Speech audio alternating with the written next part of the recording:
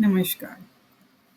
आज हम बात करेंगे understanding between daughter in law, mother in law and very important role of husband for that.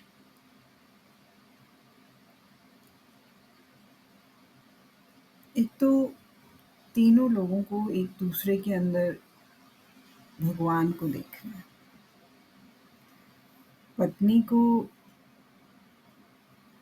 भी सम्मान मिले और माता-पिता का आदर सत्कार अवश्य हो।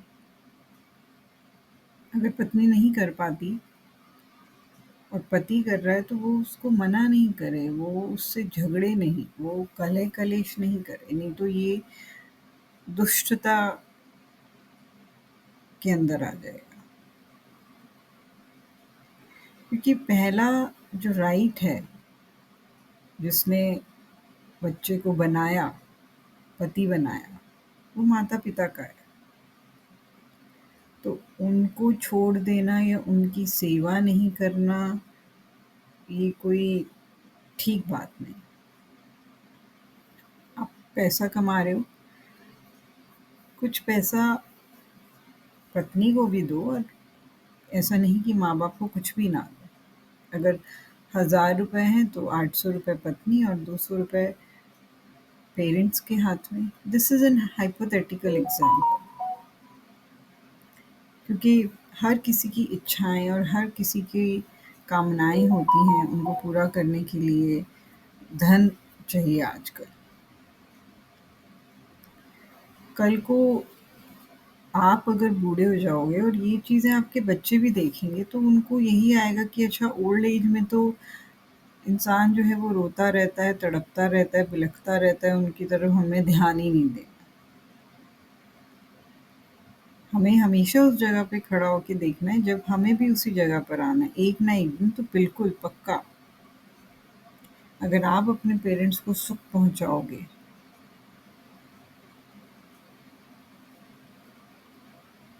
तो ये आपके यहाँ का भी वो कहते हैं ना माँ-बाप की दुआएँ लगती हैं, इस लोक में भी और उस लोक में भी।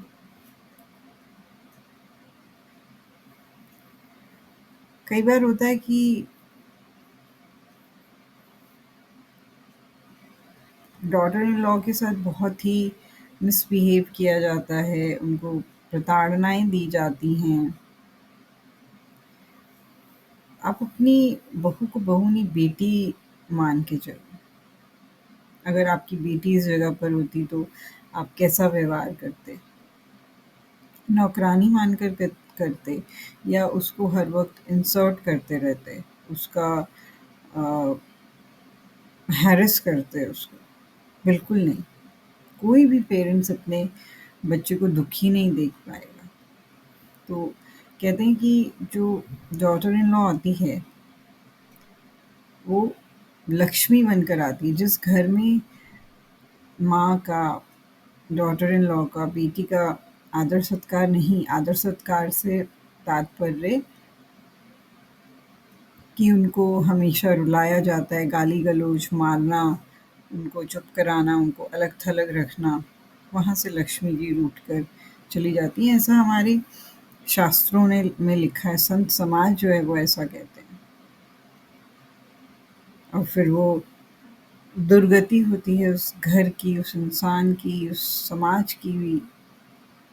तो ये बिल्कुल ही निंदनीय जनक चीज़ है और बहुत गलत चीज़ है कि हम किसी को भी अपमान करें, उसको मारें-पीटें, उसको नीचा दिखाएँ। ऐसे कभी हम सुखी नहीं रह पाएँगे।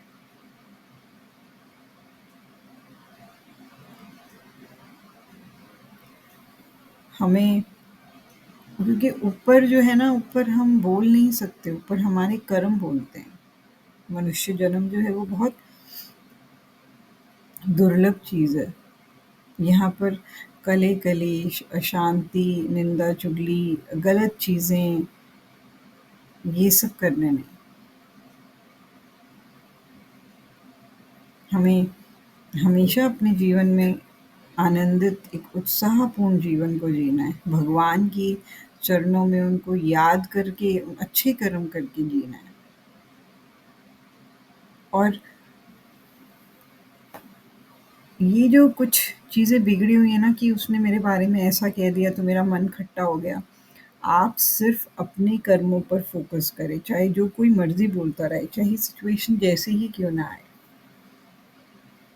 कि आपकी तरफ से कोई कमी नहीं होनी चाहिए।